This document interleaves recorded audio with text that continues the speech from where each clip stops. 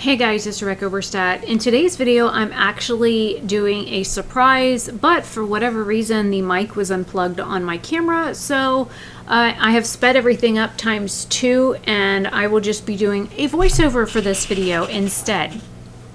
So the reason I showed you the brush first, that is a Sigma brush that is one of the ones that I bought from Ipsy as an add-on for $3, and about a year, almost 2 years ago, it was February of 2018, I had entered a giveaway on Instagram for Samantha March and had won a Standout Beauty Sponge. Now, she just did a giveaway recently for the Sigma Beauty eyeshadow palette and brush set and those kinds of things, and I won again. So today I got the actual package in the mail from Samantha March, and I'm doing an unbagging of everything that I got goodie wise, and I will be doing a first impressions 2 looks, and I will actually be putting foundation on in this video. So Samantha actually sent me a bookmark in the package, which was from her Ofer collab, and I'm always out of bookmarks. I find whatever randomly and stick it in a book. I got 4 lip products in the package, and one of them is a liquid lip and the other 3 are glosses, and I do swatch them out. That is the first shade. That is the liquid lip in the shade Corda Rosa, which is actually very pretty and very comfortable. I have the Corda Rosa lip gloss, and then and if you look, the lip gloss is a little bit darker looking than the actual lipstick. The next one that I show you is Secret Garden, and then last is Lilac Wine. And then I swatch them in that order on my hand, and there's no fragrance to any of these products. And I think that the Secret Garden shade is almost identical shade-wise to the actual Corda Rosa liquid lip. I have worn the liquid lip with both the Corda Rosa gloss. I've worn it by itself since I recorded this video, and I've worn it with the other glosses, and when you put the other ones on top, it does change how the actual liquid lip looks, and the glosses are super comfortable, which I am surprised. There's Secret Garden, and then the one up at the top next to the Corda Rosa shade is of course the corresponding gloss, and then this one is the Lilac shade, which is actually, it's really pretty, but it's very sheer. That Lilac Wine shade is very sheer. So I figured, since I didn't have anything on makeup wise, because I was 100% sans makeup, I did have primer on though, I would throw on the Secret Garden lip gloss.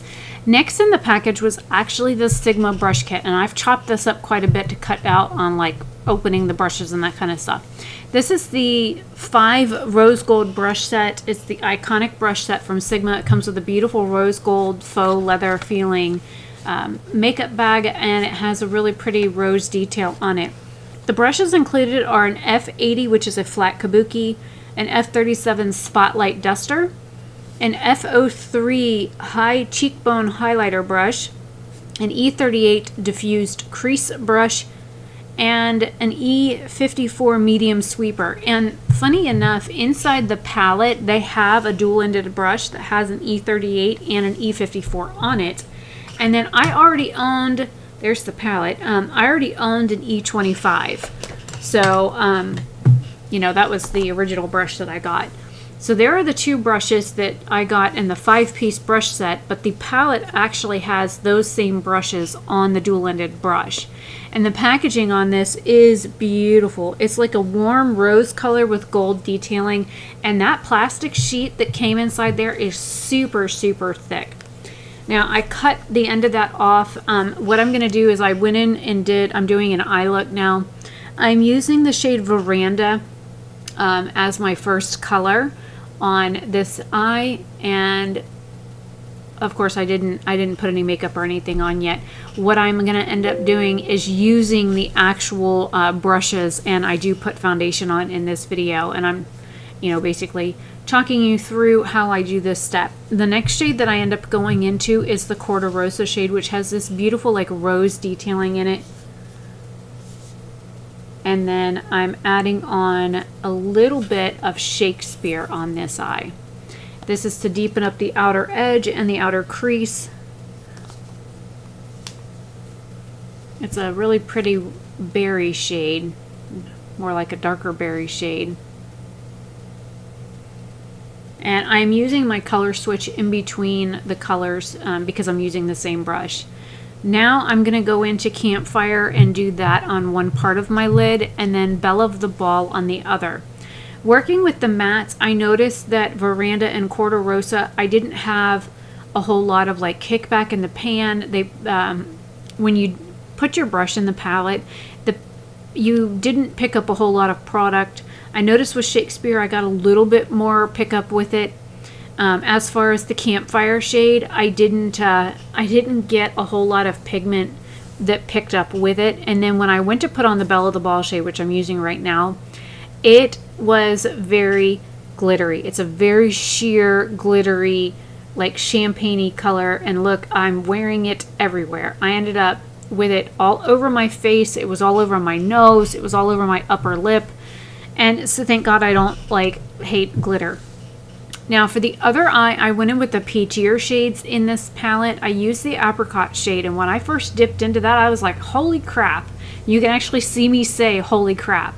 That apricot shade, one light tap in, and you had immediate pigment on your brush. There was no kick-up on the pan. It picked up product super well.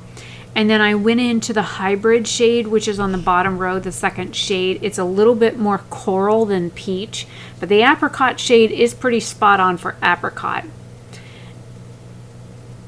And then using the hybrid shade, it was more like using the Shakespeare shade. It picked up enough product that I didn't have to worry about, dipping back in multiple times. It built up really nicely. Now on the outer part of my lid, I'm using the shade High Society, and I also use the shade Campfire. One of them's more of like a rose gold shade, and then the other one's more like a dusty mauve, like bronzy shade. And that's what I use on the inner part of my eye. And then of course I ended up using the Belle of the Ball on the innermost corner. But so you have a more like berry look on the one side and a more peachy coral look on the other eye. And I wanted to do two different looks out of this palette for a reason. There are 14 shades in here, and there are, I think, 7 I didn't use. Let me see. 2, 3, 4, 5.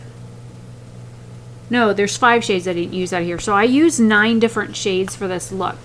So I went ahead and used my color corrector underneath my eyes with what little left is in that little Wet n Wild cushion thing.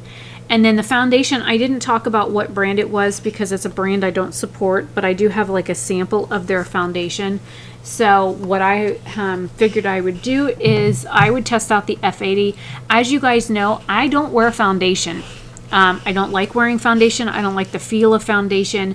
And so before I went in with that, I had the VDL Lumalayer primer on, and then I put on, I had a little sample of a hydrating primer that I put on after that, just to make sure that I had, enough moisture on my face.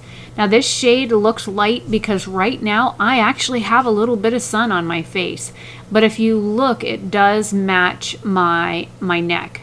And yes, that mirror is absolutely massive, and it's quite heavy.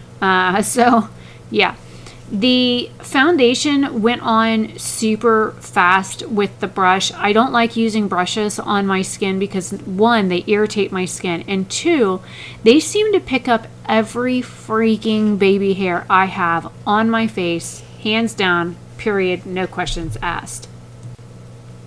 But I found with this brush, I didn't have any issues with it picking up my hair. I did a stippling type motion at first to get the product on, and then I did more like a buffing effect, and then I'm going underneath my eyes with the same foundation instead of using a concealer or whatever. So instead of, digging more product out, and I'm just taking my little Juno & Co. baby sponge to work that product on.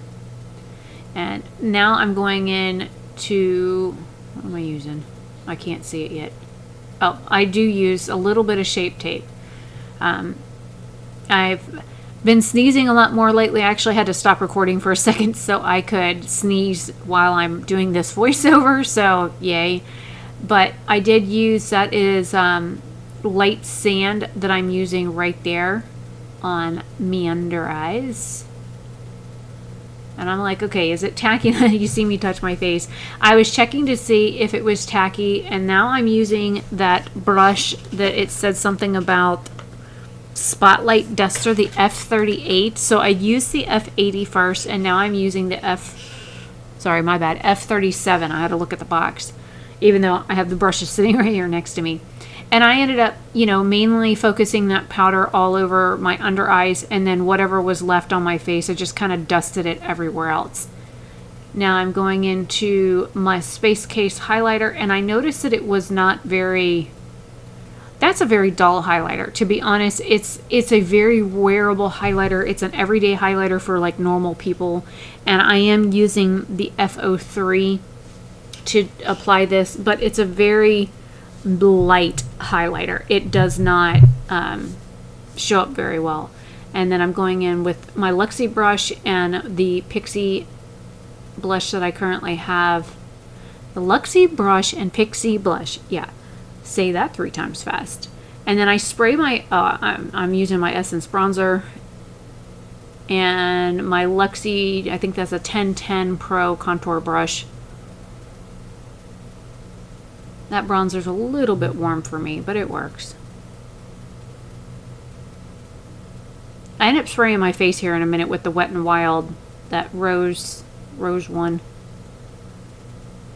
Oh, this was the very last application of my ColourPop Bang & Brunette that I was able to get. Like, this was literally the end of it here. As you can see, I'm like seriously pushing down towards the end of my eyebrows, and I did everything I could to get every last little bit of that brow product out.